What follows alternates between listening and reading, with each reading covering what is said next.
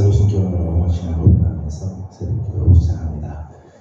나는 전능하신 아버지 하나님 전지의 창조주를 믿습니다. 나는 그의 유일하신 아들 우리 주 예수 그리스도를 믿습니다.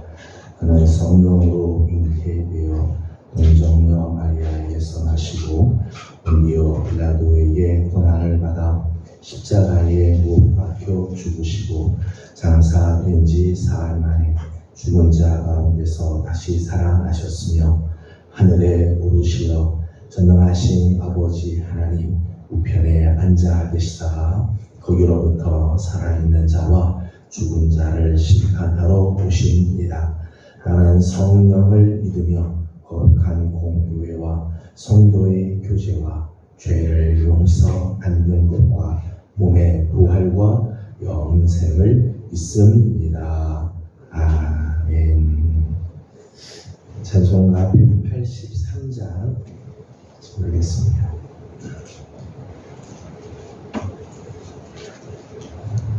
찬송가 183장입니다. 빈들의 마른 돌같이 시들은 나의 영혼 주님이 약속한 성령 간절히 기다리네. 가물음의 마른 땅에 담비를 내리시듯 성령의 담비를 부어 새 생명 주옵소서. 반가운 빗소리 들려 산천이 춤을 추네. 봄비로 내리는 성령 내게도 주옵소서. 가물음의 마른 땅에 담비를 내리시듯 성령의 담비를 부어 새 생명 주옵소서. 절 따라 우로를 내려 조목이 무성하니 갈급한 내 심령 위에 성령을 부소서. 가물음의 마른 땅에 담비를 내리시듯 성령의 담비를 부어 새 생명 주옵소서. 잠되신 사랑의 언약 어길 수 있사오리라. 오늘의 흡족한 은혜 주실 줄 믿습니다. 가물음의 마른 땅에 담비를 내리시듯 성령의 담비를 부어 새 생명 주옵소서. 3절 4절입니다. 절 따라 우로를 내려 조목이 무성하니 갈급한 내 심령 위에 성령을 부소서. 가물음의 마른 땅에 담비를 내리시듯 성령의 담비를 부어 새 생명 주옵소서. 잠되신 사랑의 언약 어길 수 있사오랴. 오늘의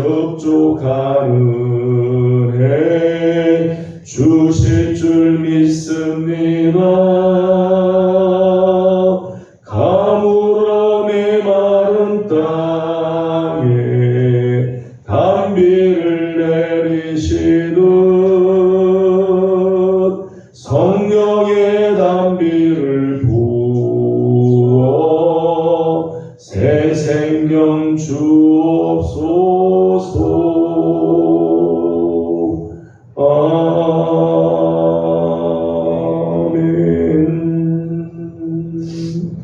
아멘. 오늘 아침 우리 주신 하나님 말씀은 사도행전 제19장입니다. 사도행전 19장 1절에서 41절까지 함께 교도하도록 하겠습니다. 아볼로가 고린도에 있을 때에 바울이 윗지방으로 다녀 에베소에 와서 어떤 제자들을 만나 이르되 너희가 믿을 때에 성령을 받았느냐 이르되 아니라 우리는 성령이 계시도록 듣지 못하여 나가. 바울이 이르되 그러면 너희가 무슨 세례를 받았느냐 대답하되 요한의 세례니라. 바울이 이르되 요한이 내게 세례를 받으며 백성에게 말하되 내게 오시는 이를 믿으라 하였으니 이는 곧 예수라 하거늘. 그들이 듣고 주 예수의 이름으로 세례를 받으니 바울이 그들에게 안수하되 성령이 그들에게 임하심으로 강도하고 예언도 하니 모두 12사람쯤 되니라.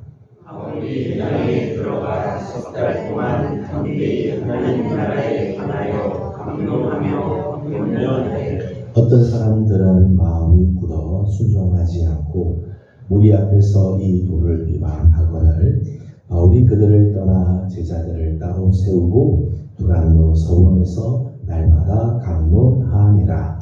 그 동안 이같이 하니 아시아에 사는 자는 유대인이나 헬라인이나 다 주의 말씀을 듣더라. 하나님이 바울의 손으로 놀라운 능력을 행하게 하시니 심지어 사람들이 바울의 몸에서 심수원이나 박사를 받다가 병든 사람에게 얹으면 그 병이 떠나고 악기도 나가라. 이에 돌아다니며 마술하는 어떤 유대인들이 시험 삼아 악귀 들린 자들에게 주 예수의 이름을 불러 말하되 내가 바울이 전하는 예수를 의지하여 너희에게 명하노라 하더라. 유대의 한 지사장 스게와의 7 아들도 이 일을 행하더니 악귀가 대답하여 이르되 내가 예수도 알고 바울도 알거니와 너희는 누구냐 하며 악귀 들린 사람이 그들에게 뛰어올라 물러가니 그들이 상하여 손목으로 그들 중에서 도망하는 자라. 에베소에 사는 유대인과 헬라인들이 다 이 일을 알고 두려워하며 주 예수의 이름을 높이고 이런 사람들이 많이 와서 작곡하여 하나님을 알며 또 마술을 행하던 많은 사람이 그 책을 모아 가지고 와서 모든 사람 앞에서 불사르니 그 책값을 계산한즉 은 5만이나 되더라. 이와 같이 주의 말씀이 힘이 있어 불망하여 세력을 얻으나 이 일이 있은 후에 바울이 마게도냐와 아가야를 거쳐 예루살렘에 가기로 작정하여 이르되 내가 거기 갔다가 위에 로마도 보아야 하리라 하고 자기를 돕는 사람 중에서 디모데와 에라스도 2 사람을 바빌로니아로 보내고 자기는 아시아에 얼마 동안 더 있으리라. 그때쯤 되어 이 도로 말미암아 적지 않은 소동이 있었으니 즉 데메트리오가 하는 어떤 현상들이 눈으로 바벨에 신상 모형을 만들어 직공들에게 적지 않은 거래를 하게 하더니 그가 그 직공들과 그러한 영업하는 자들을 모아 이르되 여러분도 알거니와 우리의 풍족한 생활이 이 생업에 있는데 이 바울이 에베소뿐 아니라 거의 전 아시아를 통하여 수많은 사람을 권유하여 말하되 사람의 손으로 만든 것들은 신이 아니라 하니 이는 그들도 보고 들은 것이라. 우리의 이 영업이 청하여질 위험이 있을 뿐 아니라 큰 여신인 아데미의 신전도 무시당하게 되고 온 아시아와 천하가 위하는 그의 위엄도 떨어질까 하노라 하더라. 그들이 이 말을 듣고 분노가 가득하여 예수를 이르되 그가 에베소 사람의 아데미오니 온 시내가 요란하여 바울과 같이 다니는 마게도냐 사람 가이오와 아리스다고를 붙들어 일제히 연극장으로 달려 들어가는지라. 바울이 백성 가운데로 들어가고자 하나 제자들이 많이 있고 또 아시아 관리 중에 바울의 친구된 어떤 이들이 그에게 통지하여 연극장에 들어가지 말라 권하더라. 사람들이 저 어떤 일은 이런 말을 어떤 일은 저런 말을 하니 우리가 불안하여 얼마나 어찌하여 오했는지 알지 못하더라. 유대인들이 무리 가운데서 알렉산더를 권하여 앞으로 밀어내니 알렉산더가 손짓하여 백성에게 변명하려 하나 그들은 그가 유대인들을 알고 다 선지로 외쳤을 그가 에베소 사람의 아데미오 하기를 2시간이나 하더니 서기장이 무리를 진정시키고 이르되 에베소 사람들아 에베소시가 큰 아데미와 제우스에게서 내려온 우상의 신전지기가 된 줄을 누가 알지 못하겠느냐. 이 일을 그렇지 않다 할 수 없으니 너희가 가만히 있어 무엇이든지 종소리 아니하리라 하리라. 신전의 물건을 도둑질하지도 아니하였고 우리 여신을 비방하지도 아니한 이 사람들을 너희가 붙잡아 왔으니 만일 데메드리오와 그와 함께 있는 친구들이 누구에게 구할 것이 있으면 재판장도 있고 중독도 있으니 이사 고소할 것이요. 만일 그 외에 무엇을 원하면 정식으로 민회에서 결정할지라. 아무것도 없는 이 일에 그가 여쭈는 사건으로 정말과를 위험이 있고 우리는 이 일로 집에 관하여 보호할 자료가 없다고 같이 공동합니다. 이에 그 모임을 흩어지게 하니라. 아멘. 새벽에 비가 많이 오지만 또 주님 앞에 엎드리며 하루를 또 한 주간을 주의 은혜를 사모하며 시작하는 우리 모든 성도들에게 하나님의 크신 은혜와 또 평강이 이번 한 주간도 하나님의 선한 손에 도우심이 우리 성도들과 함께하기를 소망합니다. 오늘 우리가 함께 읽은 본문 사도행전 19장은 에베소에서 바울이 복음을 전할 때의 그런 장면입니다. 에베소는 지금 현재 이제 튀르키예 서북쪽에 소재하고 있습니다. 이제 터키라고 하는 튀르키예 서북쪽에 있는데 소아시아의 로마라고 말할 만큼 굉장히 로마의 문화가 이렇게 많이 들어왔습니다. 에베소를 가보시게 되게 되면 보겠지만은 왕복 4차선 도로가 8km씩 이렇게 되어 있어요. 돌로 이 아스팔트를 정말 아스팔트 같이 돌을 이렇게 심어서 길을 닦아놓을 만큼 아주 큰 도시이자 상업과 정치의 중심지였습니다. 지금은 아니지만 예전에는 에베소가 최대 무역함이었어요. 거기 해안선이 이렇게 있어서 거기 이제 무역이 되고 그러니까 에베소가 굉장히 큰 도시로 상장을 하게 됩니다. 오늘 우리 함께 읽은 사도행전 19장에 보게 되면 아데미 신전에 대한 이야기가 많이 나오죠. 아데미 신전. 에베소는 아데미 신전으로 아주 유명한 곳입니다.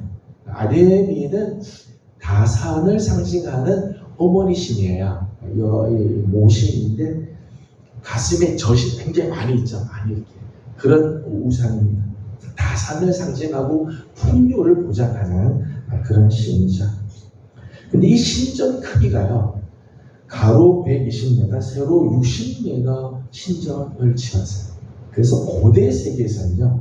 고대 세계 7대 불가사의 중 하나가 이 아데미 신전.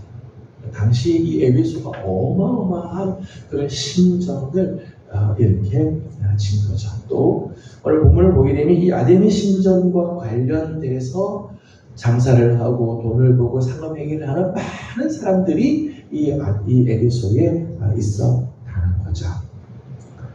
에베소의 특징 중에 하나는 셀수스라고 하는 도서관이 있어요. 도서관. 그러니까 당시의 문학, 문화, 지식의 보고라고 말할 수 있죠. 에베소에 많은 사람들이 있고 학문도 굉장히 많이 발달해서 도서관을 가지고 있습니다. 오늘 본문에는 연극장이라고 하는 표현이 있어요. 사람들이 연극장에 몰려왔다 그렇게 하는데 에베소에 가게 되면 반원형 극장이 이렇게 있죠. 콜로세움은 둥그렇게 되어 있는데 에베소는 이렇게 둥그렇게 되어 있지 않고 이제 반이 이제 잘려 있는 모습. 그래서 이렇게 원뿔 같은 모양의 큰 극장이 있습니다. 한 2,000년 정도 들어가는 되게 큰 그런 극장을 가지고 있죠. 이런 경기장을 보게 되면 당시의 문화 그리고 기술들 이런 것들이 얼마나 발달을 했는지 우리가 알게 되죠. 근데 에베소의 또 하나의 특징 중에 하나는요, 영적, 도덕적, 윤리적인 타락이 그대로 나타나 보이는 것입니다. 홍등가가 있고요, 사우나 시설이 발달. 그 당시에 바울 당시에 이미 사우나 시설들이 이미 돼 있어요. 로마 사람들이 거기서 그냥 먹고 마시고 사우나 즐기고 그러면서 윤리적인 타락, 도덕적인 타락, 더불어 영적인 타락이 일어나게 되었다는 거예요. 최전성기에는 에베소에 우리 한 30만 명 가까운 사람들이 거주할 정도로 큰 도시였습니다. 지금은 에베소라고 하는 곳이 사람들이 많이 가는 관광지 정도 사람들이 살진 않아요. 한때 30만 명이 거기서 살았다는 거죠. 아데미 신전 중심으로 또 도서관도 있고 반원형 경기장이 있어서 사람들이 거기서 오페라도 하기도 하고 회의도 하기도 하고 많은 사람들이 거기 몰리고 또 타락의 길들이 막 열려 있으니까 사람들이 엄청나게 많이 몰려갔다는 거예요. 근데 에베소가 어느 순간에 몰락을 하게 됩니다. 에베소 이 도시가 완전히 폐허로 바뀌게 돼요.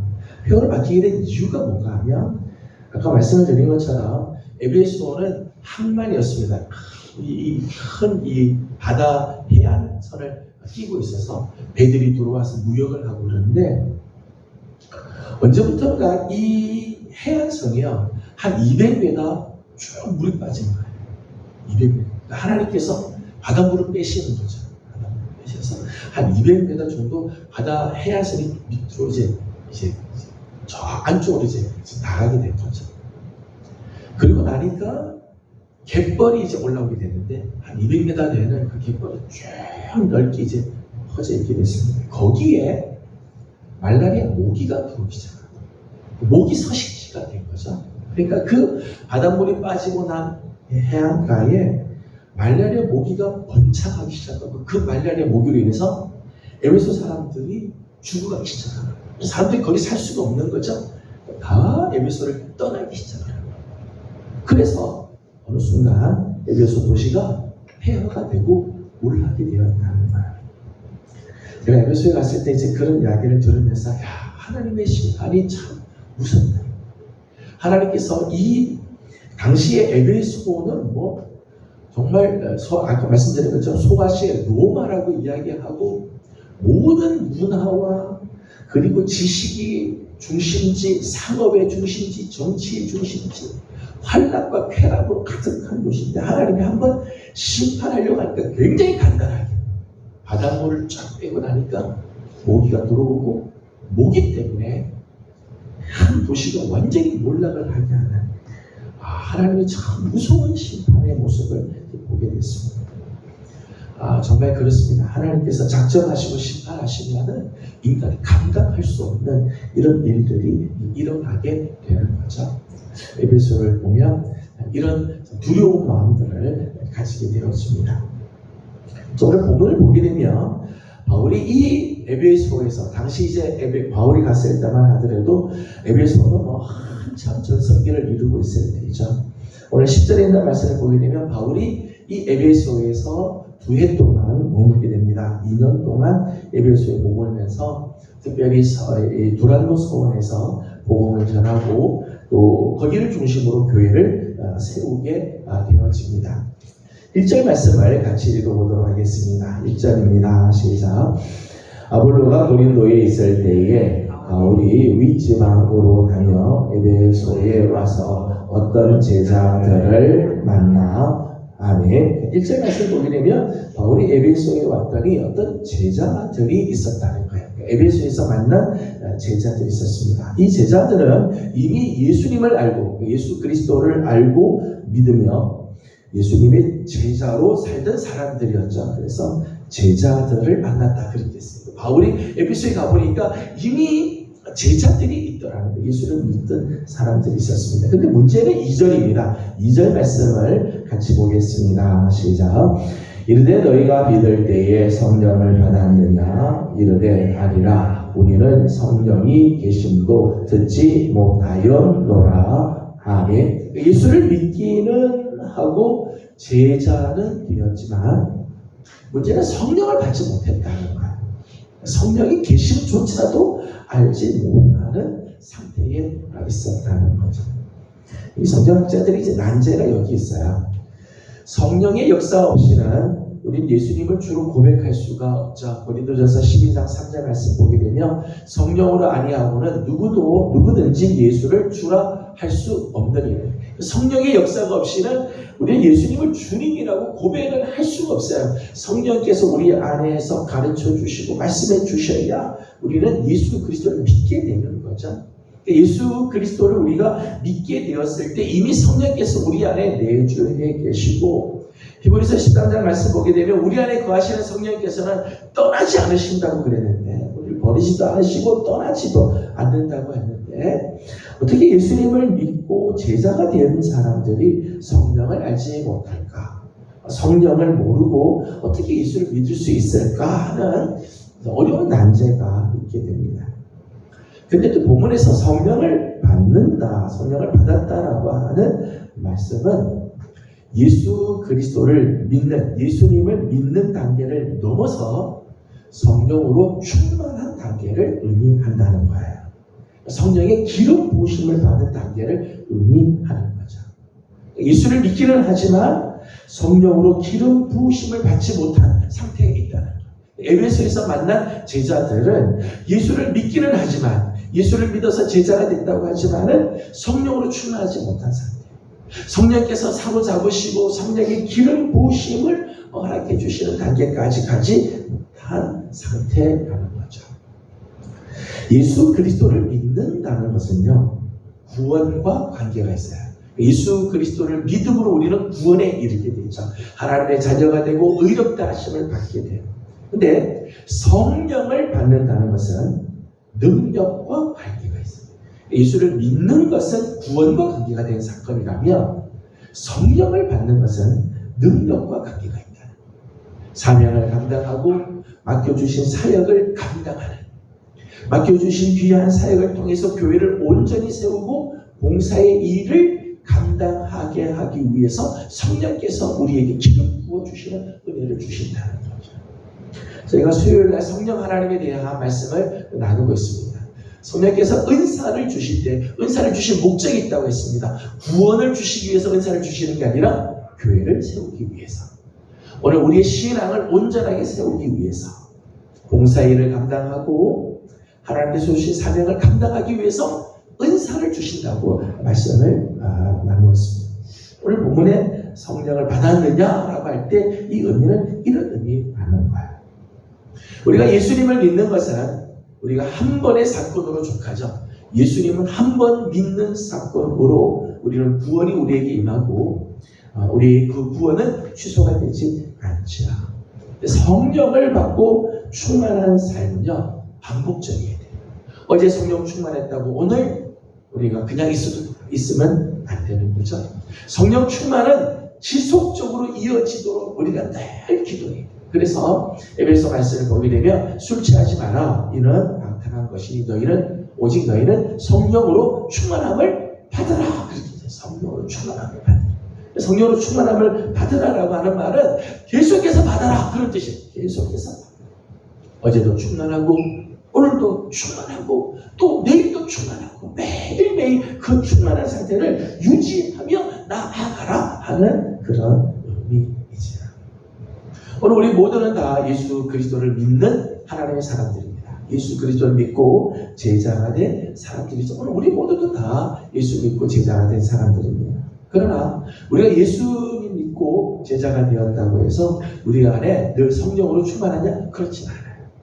우리 날마다 성령으로 충만하도록 성령의 기름 부심이 있도록 성령의 역사를 감당할 수 있는 능력을 얻도록 우리는 늘 기도하고 늘 사모하며 정말 하나님의 성령을 늘 사모하는 마음들을 가져야 되는 거죠.